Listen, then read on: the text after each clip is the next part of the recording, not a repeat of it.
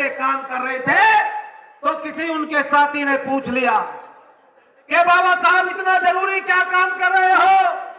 तो बाबा साहब ने पता है क्या कहा था?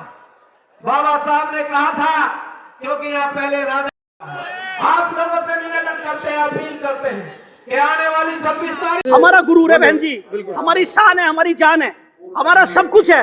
और वो जब खाली रैली को देखेगी तो हमारा दिल टूटेगा ना, बिल्कुल उनका मनोबल गिर जाएगा ना, कमजोर हो जाएगा ना। हमें शर्म आनी चाहिए। 129 से 290 रुपए एक बार में किया, जबकि भाजपा सरकार ने 7 साल का समय होगा उत्तर प्रदेश सरकार को केवल 20 रुपए बढ़ाए हैं। तो आज समझ सकते हैं कितनी हितैषी है मजदूर की, किसानों की सरकार। इस सरकार को आपको सेंटर से हटाना है, वो सभी वर्गों का विकास करना है, भाईचारे को धर्म को कायम रखना है। और सबसे बड़ा दुख का विषय क्या है सरकार का? जो हमारे छोटे उद्योगपति होते थे, जो लघु और कुटीर उद्योग चला रहे थे, उनको खत्म करने का काम किया है। कैसे? हमारे एमएसएमई डिपार्टमेंट इन लोगों ने बनाया है। हमने टिकट बंटवारे के मामले में भी सर्व समाज के लोगों को उचित भागीदारी दी, जिनको कामयाब बनाने के लिए अपनी पार्टी के लोग पूरे जी जान से लगे। हालांकि आप लोगों को ये मालूम है कि आपके पश्चिमी यूपी में, वैसे तो पूरे यूपी में सब समाज के लोग रहते हैं, सभी धर्मों को मानने वाले लोग रहते हैं, लेकिन आपके पश्चिमी यूपी में अपर कास्ट समाज में से क्षत्रिय समाज के लोग काफी बड़ी तादाद में रहते हैं। लेकिन दुख की बात यह है भारतीय जनता पार्टी या अन्य पार्टियां जो अपने आप को क्षत्रियों की हिमायत समझती है, क्षत्रिय समाज की हिमायत समझती है, तो इस बार लोकसभा चुनाव में खासकर पश्चिमी यूपी में क्षत्रिय समाज की भारतीय जनता पार्टी और अन्य पार्टियों ने भी काफी उपेक्षा की। लेकिन बहुजन समाज पार्टी एक ऐसी पार्टी है जिस पार्टी ने पश्चिमी यूपी में अन्य समाज के साथ साथ क्षत्रिय समाज को भी पूरा आदर सम्मान दिया है। नमस्कार साथियों, समता आवाज टीवी देख रहे हैं आप और मैं हूं मनोज अंतानी। कल मैंने आपको 2 वीडियो दिखाई थी। एक सुबह कार्यक्रम की तैयारी की जहां पर माननीय बहन जी की जनसभा थी, और एक शाम की जिसमें मैंने दिखाया था कि माननीय बहन जी मंच पर अपना वक्तव्य रख रही थी और पीछे सारी कुर्सियां खाली थी। लोगों की बहुत तरह की प्रतिक्रियाएं आई हैं। कुछ लोगों ने आरोप लगाया है कि कांग्रेस की कुर्सियां खाली होती हैं, समाजवादी पार्टी की कुर्सियां खाली होती हैं, बीजेपी की कुर्सियां खाली होती हैं। अंतानी जी आप वहाँ पर जाकर उनको क्यों नहीं दिखाते?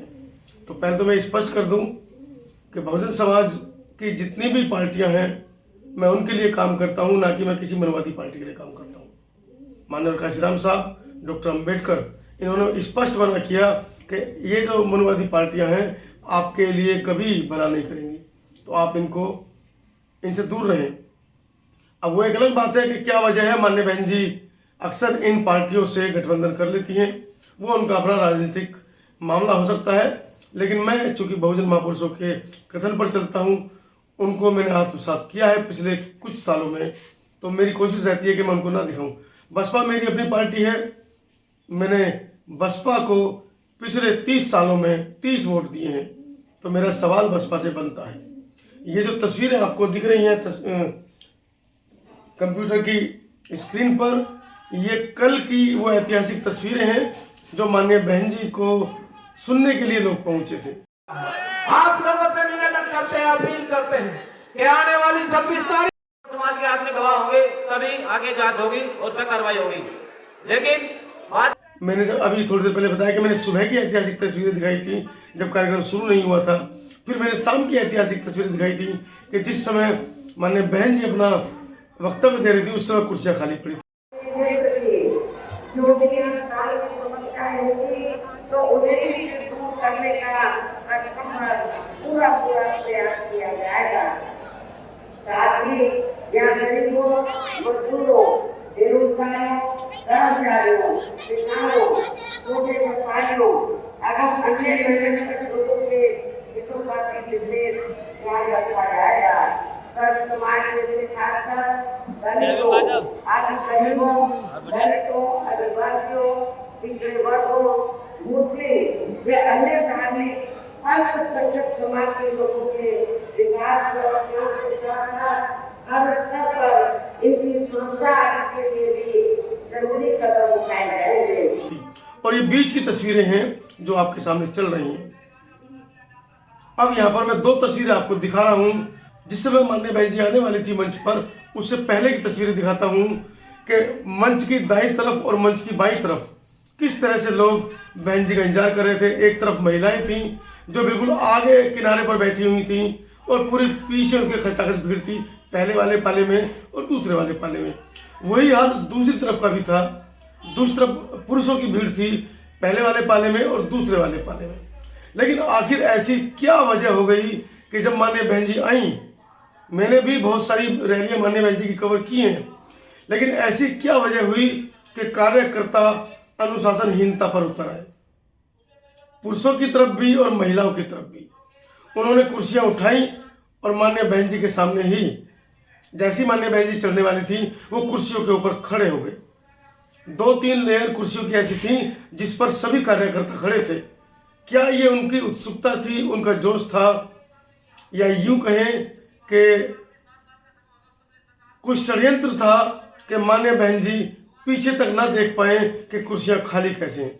अब मेरे शब्द पर आप अपनी प्रतिक्रिया भी दे सकते हैं कि मैं बसपा पदाधिकारियों का या जिनके ऊपर आरोप लग रहे हैं उनके इस बात को षड्यंत्र बोल रहा हूं। क्योंकि आज से पहले जिस पाले में महिलाएं खड़ी होती थीं, कभी मैंने, क्योंकि वहाँ BS4 के भी लोग जवान खड़े होते थे, पुलिस भी खड़ी होती थी, कभी किसी को अंदर नहीं घुसने दिया जाता था। कल आखिर ऐसा क्या हुआ कि महिलाओं के सामने पुरुषों ने पूरी लेयर खड़ी कर दी कि महिलाओं के सामने कुर्सी पर चढ़कर लोग खड़े हो गए। दूसरे पाले का भी यही हाल था। और ऐसा नहीं है मैंने नकारात्मक वीडियो की है। पहले पोस्टर देखिए, ये पोस्टर बसपा गाजियाबाद की तरफ से प्रेषित किया गया था जो सभी ग्रुपों में घूम रहा था। और जब मैं 11 बजे का समय उसमें लिखा हुआ है और मैं 10 साढ़े 10 बजे करीब गाजियाबाद पहुंच गया था, तो एक यूजर मुझे लिख रहे हैं कि अंतानी जी आप सुबह 10 बजे पहुंच गए थे खाली कुर्सियां दिखाने के लिए, इसीलिए मैं आपके चैनल को सब्सक्राइब कर रहा हूँ। अब मुझे पता नहीं है वो इस समय चैनल पे है या नहीं है, सब्सक्राइब कर दिया, सब्सक्राइब कर दिया। आपका बहुत बहुत साधुवाद कि आपने आज तक मुझे देखा, आगे आप मुझे ना देखें ऐसी मैं कामना करता हूँ। और आपको लगता है कि मैं अच्छा काम कर रहा हूँ तो आप मुझे देखें। मैं तो बहन जी, क्योंकि कई वर्षों बाद मेरे गृह जनपद में बहन जी का आगमन था, मैं उत्सुक था, इसलिए आधे घंटे पहले पहुंच गया था कि तैयारियां दिखाऊंगा। लेकिन वहां पर जाकर पता चला कि माननीय बहन जी 3 बजे के करीब पहुंचेंगी, क्योंकि उनकी एक सभा अमरोहा में लगी है। अमरोहा से वो 2-2:30 बजे निकलेंगी सभा खत्म करके, तब वो पहुंचेंगी। उस बीच में 2-2.5 घंटे तक मैं वहां पर रहा, 10:30 बजे से लेकर 3 बजे तक। बहुत सारे पत्रकार मेरे साथ सुबह सुबह पहुंचे थे। तो आप सोचिए कि उस बीच की वीडियो मैंने कोई नहीं बनाई। मैंने लोगों ने भी पूछा कि अंतानी जी क्या हुआ, बहुत से लोगों के फोन आए, तो मैंने उनको स्पष्ट कहा कि 2:30-3 बजे करीब बहन जी का आगमन है, तो आप उसी समय पर आइएगा। और वाकई में 2-2:30 बजे तक बजते बजते तक ये तमाम जो आगे की सीटें हैं ये भर गई थी। लेकिन सवाल फिर भी मेरा वही खड़ा है कि पीछे की सीटें खाली क्यों रह गई, क्योंकि आज से पहले ऐसा कभी नहीं हुआ। आधी कुर्सियां, पूरी कुर्सियां भरी होती थी और बाहर तक लोगों को सुनने वालों की भीड़ रहा करती थी। दरवाजे तक लोग इंतजार क्या करते थे कि कैसे हम अंदर घुस जाए। सवाल तो बहुत बड़ा है।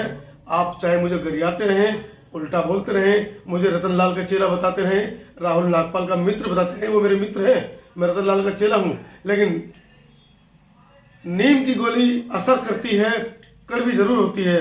अब इस कड़वेपन को झेलने की आदत आप डाल लीजिए।